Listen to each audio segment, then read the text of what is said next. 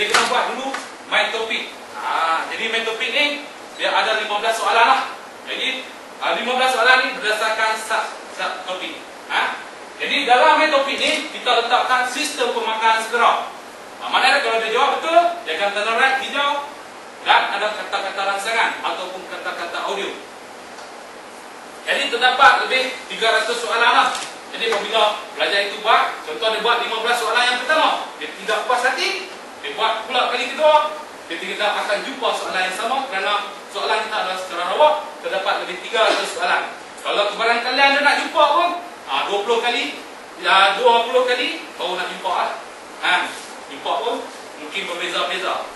Baiklah tuan-tuan dan puan, hari ini apabila pelajar itu menjawab soalan, contoh dia klik A, untuk subjektif kertas satu dia klik A, kalau betul dia tanda right dan keluar kata-kata rangsangan cerdik.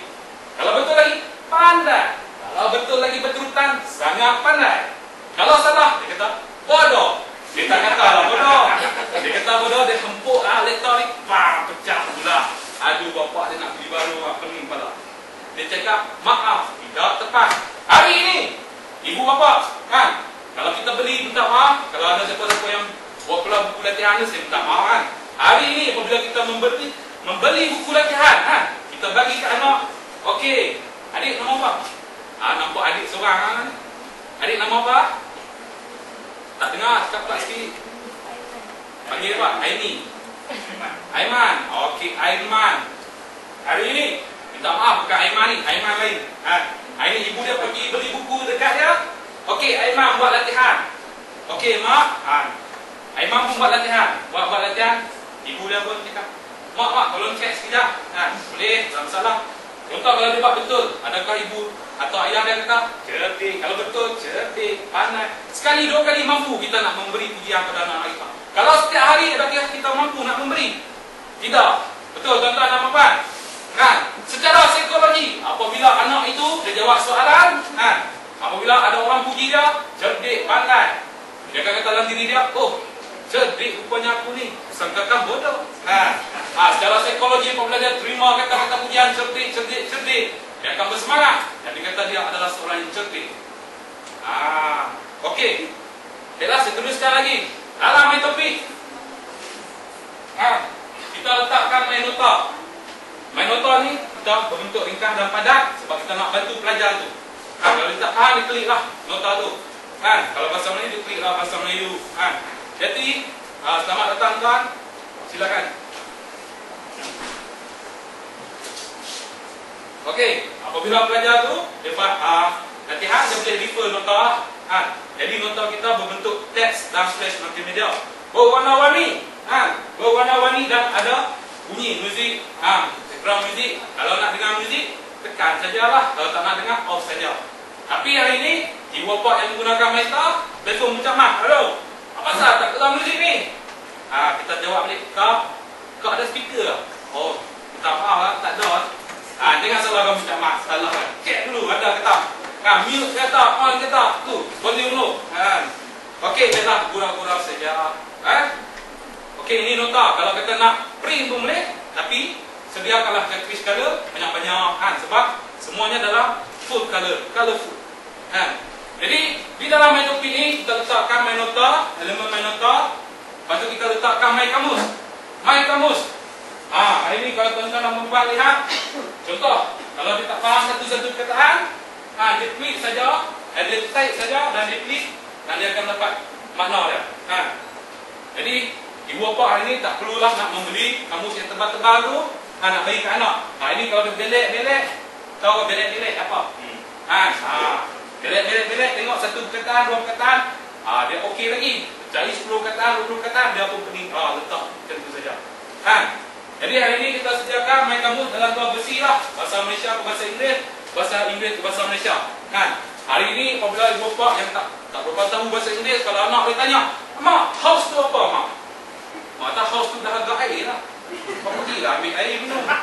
Tak, bukan. Macam gurau-gurau saja. Baiklah tuan-tuan dan puan-puan. Okey, selepas dia buat main topi, step kedua dia kena buat my letter to be. Tapi dalam my letter to be, kita tak sediakan my nota lah. Kita tak letakkan my nota, kita letakkan my kamu. Sebab apa? Sebab kita nak anak-anak kita ni betul-betul faham, betul-betul dah belajar mengenai my topik. Dia faham dah topik tu, baru dia buat my letter to be. Jadi kalau dia tak faham, dia buat lagi lah my topik tu. My topik ni seolah-olah macam ujian bulanan lah bagi dia. Okey. Jadi dalam my letter to be ni, dia ada set-set soalan dia lah. Set pertama, set kedua, set ketiga dan set keempat. Jadi pelajar tu apabila dia nak pergi set kedua, dia kena lulus 80 markah dan ke atas. Kalau dia tak lulus 80 markah ke atas, dia tak boleh pergi set kedua. Jadi kalau dia dapat 79.9 pun, dia tak boleh pergi. Dia dianggap gagal. Hari ini apabila pelajar itu menjawab soalan di sekolah, 40% pun dah dianggap lulus. Tapi di MyStar kita letak 80. Sebab apa? Sebab kita nak pelajar itu dapat A dalam pelajarannya. Baiklah tuan-tuan dan puan, bentuk dia berbentuk game lah. Jadi dia kena step by step. Dia tak lulus, dia tak boleh pergi untuk set kedua ataupun seterusnya. Jadi set pertama ni dia mudah kan, set kedua sederhana mudah, set ketiga susah, set keempat sangat susah. Jadi setiap set pertama dia ada 15 soalan, set kedua dia ada 25, set ketiga dia ada 30 dan set keempat dia ada 35 soalan. Okey, contoh dia macam ni lah. My letter to be. Dia kena jawab, dia kena klik. Dan apabila kena betul, dia akan turn right dan keluar kata-kata rancangan. Hari ini ibu bapa kan, kadang-kadang kalau kita beli buku latihan bagi anak guna, Pak, ni Aiman dah siap dah ni buat latihan. Mak tolong right sekejap. Alah, mak nak masak lah. Nantilah mak tolong right kan. Mak tolong right sekejap. Alah, mak nak basuh baju. Pergilah jumpa bapak pula. Bapak tolong right sekejap bapak. Bapak nak isap rokok lah. Apalah kau ni kacau. Nak baca paper. Nantilah bapak tolong right kan. Kadang-kadang ibu bapak tu dia tak ada masa untuk anak dia. Kadang nak basuh kereta, kadang-kadang penat balik kerja, nak rehat. Jadi hari ini di MyStar kita membantu ibu bapa dari segi banyak faktor lah. Baiklah tuan-tuan dan puan, selepas dia buat my letter to be, dia buat pula my peperiksaan. Di dalam my peperiksaan ni terdapat 10 set soalan. Jadi dalam my peperiksaan ni kita letakkan exam timer ataupun masa peperiksaan. Kalau dalam dewan peperiksaan tu seolah-olah ada jam di hadapan dia.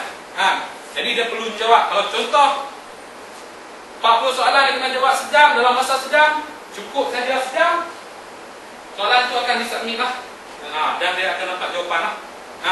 Jadi hari ini apabila di dalam peperiksaan sebenarnya dia belajar untuk mendisiplinkan masa dia. Rata-rata hari ini kalau kita dengar, mungkin kita sendiri pernah alami dia cakap kat kawannya, kau macam mana boleh jawab ke tak peperiksaan tadi? Boleh, mudah, senang, tapi itu tak cukup masa. Sebab apa? Sebab kita tak pernah mendisiplinkan masa kita. Kita tak pernah. Jadi hari ini apabila dia ada exam timer, nanti dia dah bersedia untuk masuk peperiksaan, dia tahu dah dia nak jawab peperiksaan, yang mana soalan yang perlu didahulukan, yang mana soalan perlu dikemudiankan.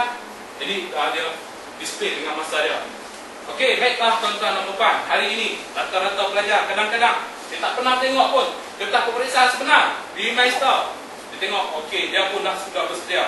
Kadang-kadang pelajar tu apabila dia tak pernah lihat kertas peperiksaan sebenar, dia tengok-tengok lembaga. Takutnya lembaga ni hantu ke apa kertas ni kan? Gurau-gurau saja. Baiklah tuan-tuan dan puan, lepas dia buat my peperiksaan, ada juga my akhir soalan. My akhir soalan ni tuan-tuan dan puan hanya untuk pelajar yang ambil peperiksaan pada tahun itu saja. Maksudnya kalau UPSR darjah 6 saja boleh tengok. Kalau PNR tingkatan 3 saja boleh tengok. Kalau SPM tingkatan 5 saja boleh tengok. Sebab apa? UPSR kalau kita bagi budak darjah 5 tengok, dia tengok-tengok, apa ni?